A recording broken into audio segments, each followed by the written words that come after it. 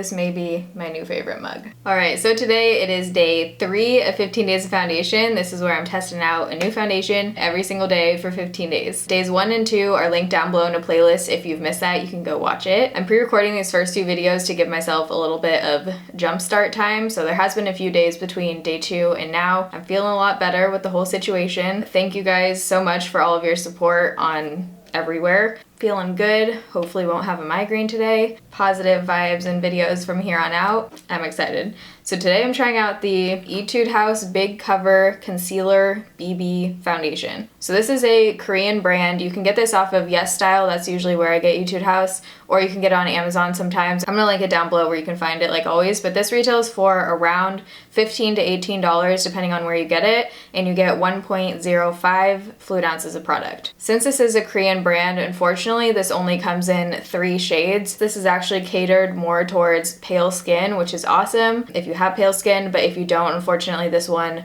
probably won't work for you unless you use it as like a mixer to lighten a foundation that you already own. This has been really requested, so I wanted to throw it in here and try it out, but I apologize that this obviously only caters to 3 skin tones about. So I have the lightest shade, which is Vanilla. I'm just gonna read some of the claims. There's literally 2 sentences of information online. So it just says it's a concealer BB cream that covers flaws with its excellent coverage power and easy absorption. Just a small amount delivers full coverage skin. So you are supposed to be able to get full coverage with this. It kind of reminds me of the Clinique Beyond Perfecting foundation. Both of these have this huge applicator and are kind of like a foundation and concealer in one situation. I love this foundation. I have a whole review on this, which I'll link down below too.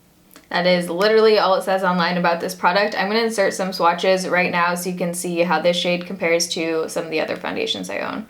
Alright, swatch time. Right here we have the Etude House foundation in the shade Vanilla. I also forgot to mention that this has an SPF of 50 in it. This is that Clinique foundation in the shade 0.5 Breeze. Right here is Maybelline Fit Me Matte and Poreless in 110. The Sonia Kashuk foundation in Bisque. And Urban Decay Naked in 0.5. If you guys are excited about 15 days of foundation, don't forget to give this video a thumbs up. I did want to mention, I totally spaced. Since I'm pre-recording these videos, probably like I'm hoping to have like 8 or 9 days pre-recorded by the time the first day starts. I realized you can't really send me your pictures and I can't include them the next day. So if you're sending me your pictures, I'm still screenshotting them and retweeting you and all that kind of stuff, but they're gonna be like delayed a few days. Link for the 15 days of foundation t-shirts are down below. So if you wanna rock your 15 days of foundation t-shirt, down below. If you want to see how this foundation applies and wears throughout the day, you're in the right place. Just keep watching. Alright, so it is 8:35. There are 2 dudes scaling the side of my building right now. Hopefully you can't hear that. Okay, so I've already primed my face with the Jouer Anti-Blemish Matte Primer. I have the sponge here on one side I'm going to use, and then we're going to use my Sigma F80 on the other side. So I have the shade Vanilla, which is the lightest shade. I'm just going to give it a little shake. It looks really similar to the Clinique bottle. See with this applicator. Yeah, so this has a giant ass wand just like the Clinique applicator does. So it has this like curved applicator and it's supposed to move back and forth. I'm not exactly sure what the purpose of that is, but I guess we'll find out. Wand is giant. So I'm going to start out on this side with a brush. Since you wouldn't apply the entire face with this thing, I don't really see the point of this curved thing. It's supposed to be full coverage, so I'm just going to start with that amount and go in and blend.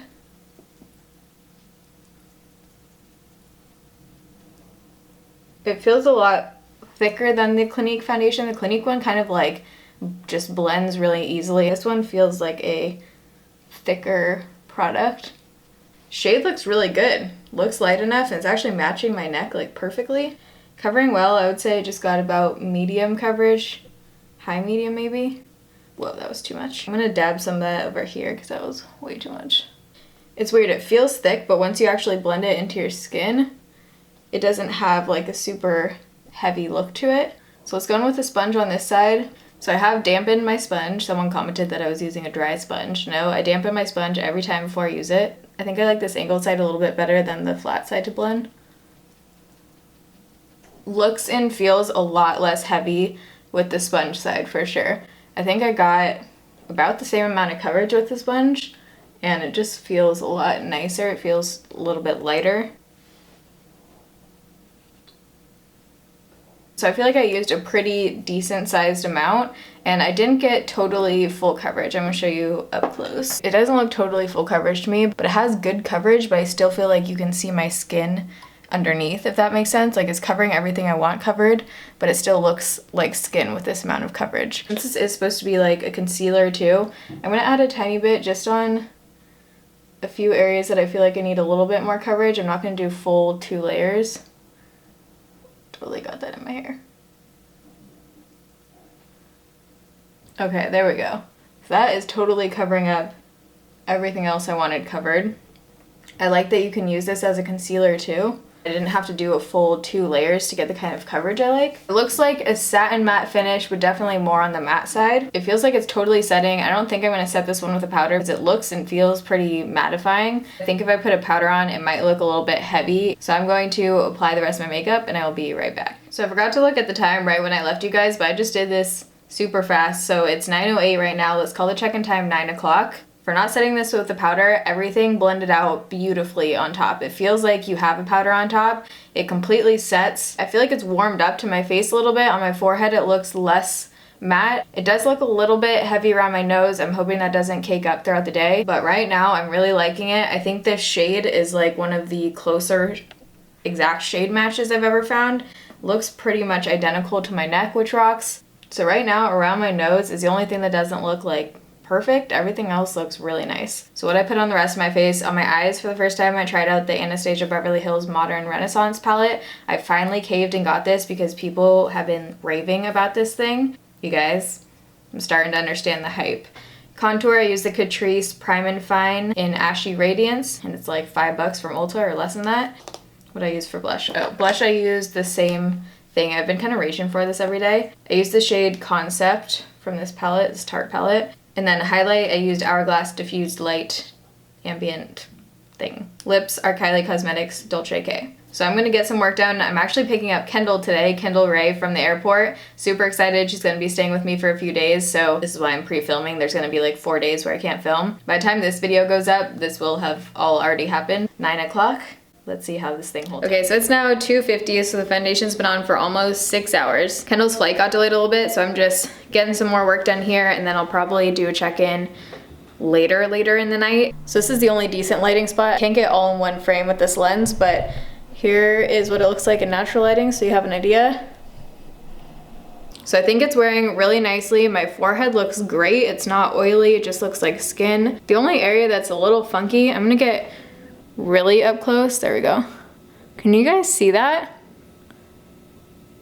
It's like pebbled. I've never had that happen. I'm not sure what's going on there, but it's really not noticeable unless you're like super up close looking in a mirror or something. I feel like it's also doing it a little bit around my nose though. Right there, it's weird. It kind of looks like whiteheads, but it's not. Other than that, it's looking really nice. We'll see how it's looking at the end of the night.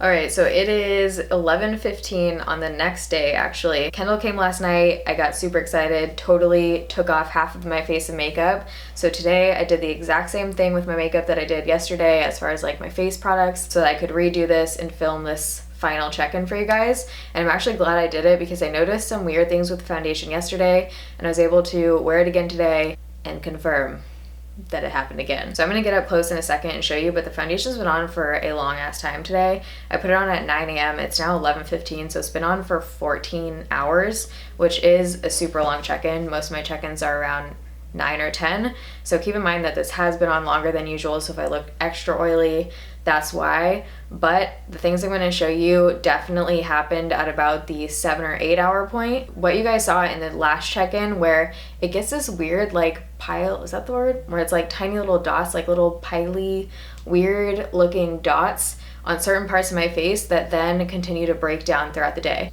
It is very bizarre. I've never had this happen with a foundation, especially in certain spots where in both days it's happened in the same spots. I'm gonna get really close so you can see. Okay, so I've turned down the light, so hopefully you guys can see this. This is completely broken down around my nose and also on the center of my face. It did it throughout the day. I feel like this is kind of understandable because it's super oily and it's been on for so long, but both days on my chin too, and especially around my nose, the major area was around my nose, super weird. About 6 or 7 hours in, just completely almost like separated and repelled off of my skin here. Not sure if there's an ingredient in this foundation that doesn't go well with oil, Let me know if any of you guys have tried this and had the same experience. I'm kind of bummed about it because it does look good, like until that point.